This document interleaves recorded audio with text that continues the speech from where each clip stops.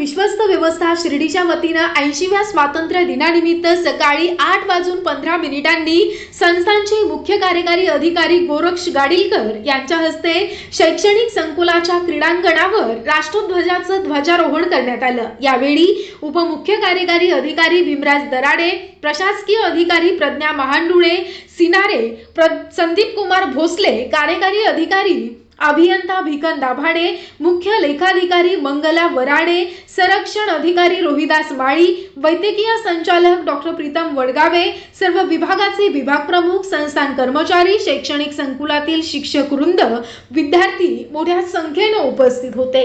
या प्रसंगी मुख्य कार्यकारी अधिकारी श्री गाडीलकर यांनी सर्वांना स्वातंत्र्य दिनाच्या शुभेच्छा देत स्वातंत्र्य सैनिकांच्या त्यागाचं स्मरण केलं। त्यांनी संस्थेच्या शैक्षणिक सामाजिक योगदानाचा आढावा घेऊन विद्यार्थ्यांना गुणवत्तापूर्ण शिक्षण, क्रीडा प्रशिक्षण व आवश्यक सुविधा उपलब्ध करून देण्यासाठी नवे उपक्रम राबविण्याची घोषणा केली।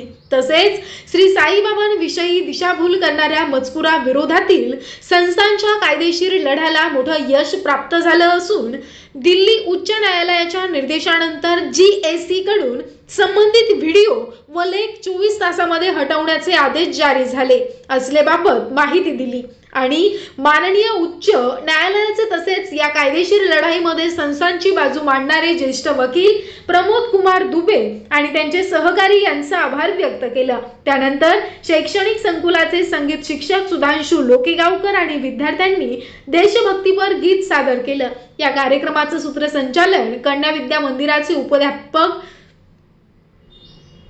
वसंत वाणी व क्रीडा शिक्षक राजेंद्र कोहकडे यांनी केले।